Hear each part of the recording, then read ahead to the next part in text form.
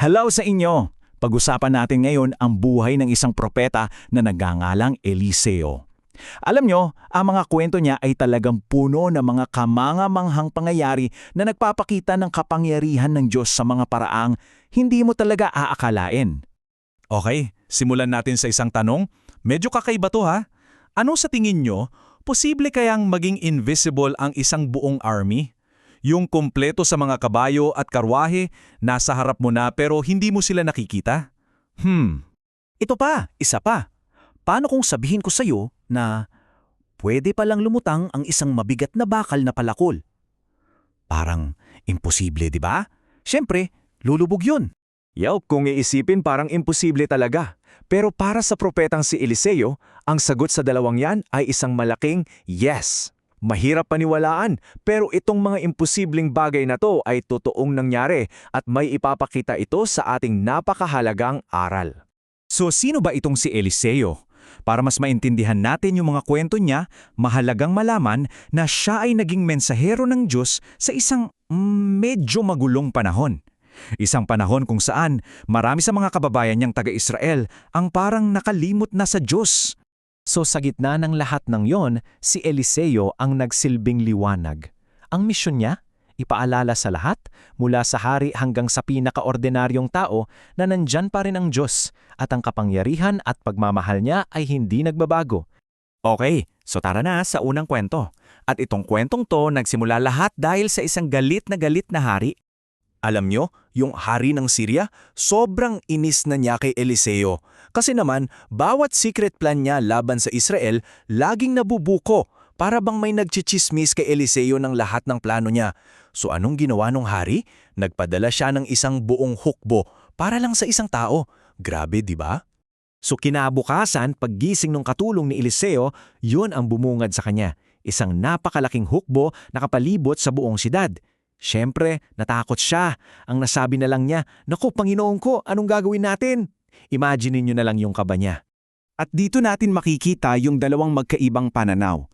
Kasi yung nakikita nung lingkod, yun ay yung malaking hukbo ng kalaban. Para sa kanya, game over na. Talo na sila. Pero may isang bagay siyang hindi nakikita. Pero si Eliseo, chill lang siya. Kalmadong kalmado.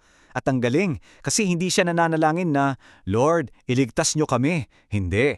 Ang pinanalangin niya, buksan ang mga mata ng katulong niya. At bigla, nakita ng lingkod ang katotohanan. Ang buong bundok pala, puno ng nag-aalab ng mga kabayo at karwahe ng apoy. Yun pala ang invisible army ng Diyos. Okay, wow. Yun yung isang malaking milagro, di ba? Isang buong hukdo. Pero ngayon, lipat naman tayo sa isang mas maliit at mas personal na kwento. Kasi dito natin makikita na importante din sa Diyos yung mga pang-araw-araw nating problema. Kasi yung problema, hindi lang basta nawala yung palakol. Ang mas nakaka-stress pa, hiniram lang pala yun. Di ba? Tayo rin naman, sinong di kakabahan doon? Kailangan mong isauli pero nawala mo. So, ganito ang eksena. May isang estudyante, masipag na nagpuputulo ng kahoy sa tabi ng ilog. Tapos, ayun na, biglang tumalsik yung bakal na ulo ng palakol, diretso sa tubig. Laglas. At syempre, lumubog. Problemado na siya. Pero ang solusyon ni Eliseo, pumutol lang siya ng isang maliit na sanga, inihagi sa tubig at, wow, yung bakal na palakol, lumutang. Paano nangyari yon? Labag sa lahat ng batas ng physics. At ito yung point. Dito natin makikita yung puso ng kwento. Mula sa isang dambuhalang army ng mga anghel sa bundok hanggang sa isang nawawalang palakol na bakal sa ilog, pinapakita nito na para sa Diyos, walang problemang sobrang laki o sobrang liit. Lahat yan mahalaga sa Kanya. Okay, so punta na tayo sa huling kwento natin para sa araw na ito. Ito'y nangyari noong matandang-matanda na si Eliseo at may napakagandang aral tungkol sa pananampalataya. So heto ang sitwasyon. Si Eliseo nasa higaan na, malapit nang mamatay. Tapos, dumating yung hari ng Israel, si Joas.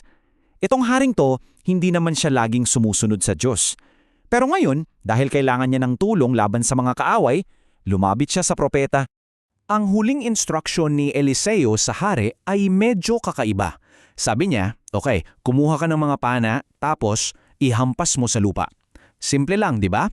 Sinunod naman ng hari, pero 3 beses lang niya ginawa. Pagkatapos ng 3, tumigil na siya.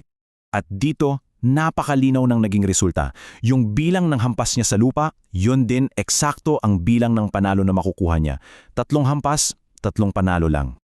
At dito, makikita yung disappointment ni Eliseo. Sabi niya, sayang, sana 5 o 6 na beses mong ginawa. Sana tinodo mo na. Kung ginawa mo yon, sana nalipol mo na ng tuluyan ng mga kalaban mo.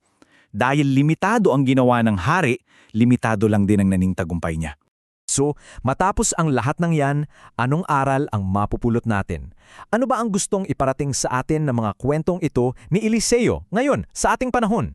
Para i-summarize natin. Una, mas makapangyarihan ang Diyos kaysa sa kahit anong problema natin. Pangalawa, minsan hindi natin nakikita ang tulong niya. Pero nandyan lang yan, parang yung invisible army. Pangatlo, mahalaga sa kanya pareho yung malaki at maliliit nating problema.